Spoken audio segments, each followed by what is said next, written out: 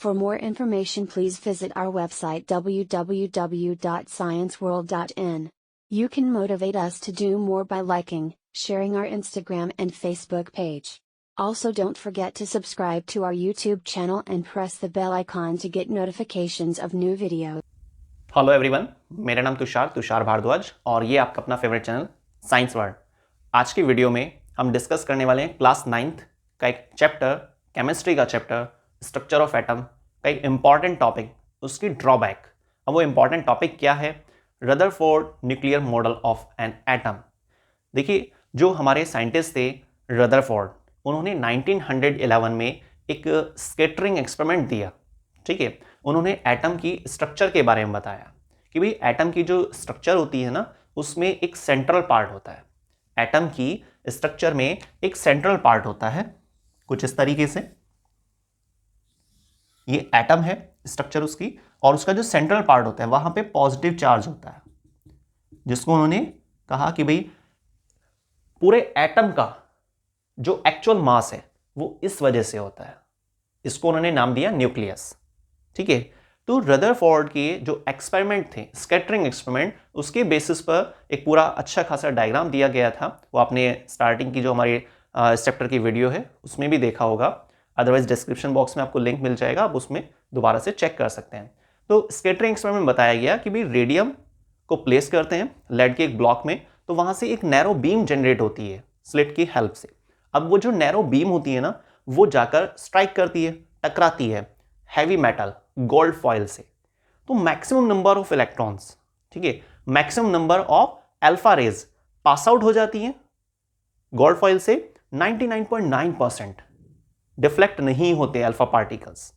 ठीक, alpha particle जो positively charge होता है, 2 यूनिट पॉजिटिव चार्ज होता है और 4 यूनिट वहां पे मास होता है हीलियम बेसिस पे। ठीक है, तो 99.9% तो स्ट्रेट पास आउट हो जाते हैं, थोड़ा बहुत डिफ्लेक्ट होते हैं स्मॉल एंगल से, कुछ लार्ज एंगल से डिफ्लेक्ट होते हैं, और अप्रॉक्स 12,000 में से कोई एक अल्फा पार्टिकल डिफ्लेक्ट बैक होता है 90 डिग्री के एंगल से भी ज्यादा एंगल के साथ।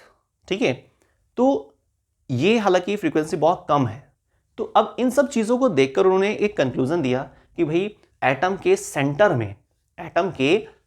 में कोई खास चीज है, और वो जो खास चीज है उस पर पॉजिटिव चार्ज होता है। ठीक है, और उस खास चीज को उन्होंने नाम दिया न्यूक्लियस। तो एटम का अपना एक न्यूक्लियस होता है जो सेंट्रली प्लेस्ड होता है, जिसमें प्रोटॉन होते हैं। ठीक है, और पूरे एटम का ये जो पूरा एटम है, ये जो मैंने आपको समझाने के लिए स्ट्रक्चर बनाई है, इस पूरे एटम का जो मास है वो किसकी वजह से है? इसकी वजह से। और ये है क्या? न्यूक्लियस। क्या है ये? न्यूक्लियस, जिसमें प्रोटॉन्स होते हैं। क्या होते हैं? प्रोटॉन्स। तो पूरे एटम का जो एक्चुअल मास है वो इसकी वजह से होता है। फिर साथ में उन्होंने ये भी बताया कि भाई जो न्यूक्लियस है ना, इसके बाहर का जो स्पेस है, इसको क्या बोलते हैं? Extra nuclear space. क्या बोलते हैं इसको? Extra nuclear space. ठीक है, ये एक्स्ट्रा न्यूक्लियर स्पेस है, और इस एक्स्ट्रा न्यूक्लियर स्पेस में क्या होती हैं? ऐसे ऑर्बिट्स होते हैं, और इन ऑर्बिट्स में क्या नाम होता है इनका? ऑर्बिट्स। सर्कुलर ऑर्बिट डाल देते हैं, सर्कुलर ऑर्बिट। इन ऑर्बिट में इलेक्ट्रॉन्स होते हैं। तो इलेक्ट्रॉन डिस्ट्रीब्यूटेड होते हैं, बात ठीक है, एक्स्ट्रा न्यूक्लियर स्पेस में, लेकिन किस चीज में पाए जाते हैं? वो एक पर्टिकुलर ऑर्बिट में होते हैं, और उस ऑर्बिट में वो रेगुलर रिवॉल्व करते हैं। क्या होते हैं सर्कुलर ऑर्बिट में? इलेक्ट्रॉन्स होते हैं। ये मैंने सिंबल डाल दिया यहां पर, आप पूरा नाम भी लिख सकते हैं। तो इलेक्ट्रॉन पर नेगेटिव चार्ज होता है, सेंट्रल जो पार्ट है न्यूक्लियस, उस पर पॉजिटिव चार्ज होता है। अब एक बात सोचिए आप कि नेगेटिव चार्ज वाले जो इलेक्ट्रॉन हैं, जो ऑर्बिट में लगातार रिवॉल्व किए जा रहे हैं, ठीक है, लगातार ऐसे रिवॉल्व कर रहे हैं ऑर्बिट में, और सेंटर में जो पार्ट है वो क्या है? पॉजिटिव चार्ज है, मतलब प्रोटॉन पार्ट है। ठीक है, जिसको हम न्यूक्लियस बोल रहे हैं। ठीक, शॉर्ट में लिख दिया मैंने, है ना। तो इनके बीच में अट्रैक्शन होएगा, क्योंकि भाई ये माइनस है, ये पॉजिटिव है, तो नेगेटिव और पॉजिटिव के बीच में क्या होता है? एक अट्रैक्शन फोर्स लगती है। तो अट्रैक्शन फोर्स की वजह से वो फॉल डाउन हो जाना चाहिए। लेकिन जो हमारे साइंटिस्ट थे रदरफोर्ड, उन्होंने इस चीज की एक्सप्लेनेशन को लेकर कि वे फॉल डाउन क्यों नहीं होते, उन्होंने बताया कि इलेक्ट्रॉन जो होते हैं ना रिवॉल्व करते रहते हैं, जिसकी वजह से क्या होता है, सेंट्रीपिटल फोर्स डेवलप होती है जो बैलेंस बना लेती है किसके साथ, अट्रैक्टिव फोर्स के साथ।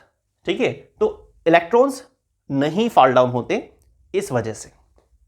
लेकिन आप एक बात सोचिए कि इलेक्ट्रॉन जो रिवॉल्व कर रहे हैं ना सर्कुलर ऑर्बिट में, तो जब वो घूमते रहेंगे तो एनर्जी का लॉस होता रहेगा, और जब एनर्जी का लॉस होता रहेगा तो एक टाइम में वो जो सेंटर में न्यूक्लियस होगा, है ना, पॉजिटिव चार्ज होगा, उसके ऊपर जाकर फॉल डाउन हो जाएंगे।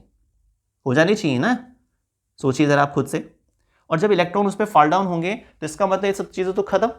तो एटम की स्टेबिलिटी, है ना, एटम की स्टेबिलिटी के बारे में एक्सप्लेन नहीं कर पाए थे रदरफोर्ड। बाकी उनका स्कैटरिंग एक्सपेरिमेंट बहुत अच्छा था, लेकिन स्टेबिलिटी ऑफ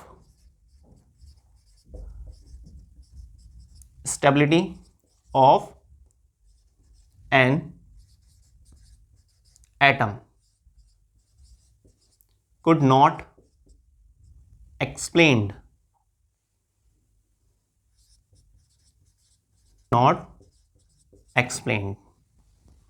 ठीक है, शॉर्ट में लिख दिया मैंने, इसको थोड़ा हाईलाइट कर लेते हैं यहाँ पर क्योंकि ये मेन पॉइंट है।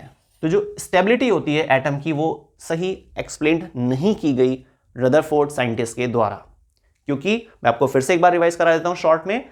रदरफोर्ड जो साइंटिस्ट थे उनका कहना था कि इलेक्ट्रॉन्स जो होते हैं जो नेगेटिवली चार्ज होते हैं वो न्यूक्लियस मतलब पॉजिटिव चार्ज का स्फीयर सेंट्रली जो लोकलाइज्ड होता है उसके चारों तरफ इलेक्ट्रॉन सर्कुलर ऑर्बिट्स में रिवॉल्व करते हैं कंटिन्यूअसली, लेकिन फॉल डाउन इसलिए नहीं होते क्योंकि वहां पर सेंट्रीपिटल फोर्स डेवलप होती है जो अट्रैक्शन फोर्स को लगभग आप मानिए ओवरकम कर लेती है या अट्रैक्शन फोर्स को बैलेंस बना लेती है उसके साथ।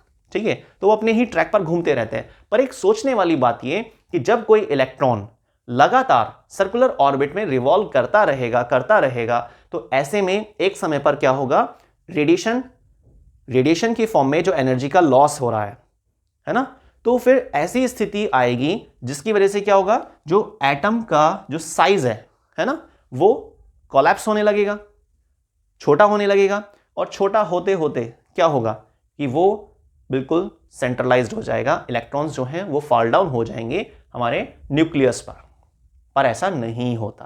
तो इस चीज के लिए एग्जैक्ट एक्सप्लेनेशन नहीं दी गई थी रदरफोर्ड साइंटिस्ट के द्वारा, यही उनकी एक ड्रॉबैक बनी। तो क्या ड्रॉबैक थी उसका एक्चुअल में मेन लाइन क्या आपको मालूम होनी चाहिए कि stability of an atom could not explained by the Rutherford, और वो चीज क्या थी जो आपने अभी यहां पर समझी। ठीक है, तो आज के वीडियो में बस इतना ही, मिलते हैं नेक्स्ट वीडियो में एक नए टॉपिक के साथ। तो देखते रहिए सभी वीडियोस को जो भी साइंस वर्ल्ड चैनल पर आती हैं, और प्लीज अगर आपने हमारे चैनल को सब्सक्राइब नहीं किया है आप लाइक कीजिए, शेयर कीजिए, सब्सक्राइब कीजिए और बेल आइकन को जरूर प्रेस कीजिए, और प्रेस करने के साथ साथ जो ऑप्शंस आते हैं ना उसमें ऑल पर टच कीजिए ताकि सभी नोटिफिकेशन आपके पास समय से पहुंच सकें। मिलते हैं नेक्स्ट वीडियो में, धन्यवाद।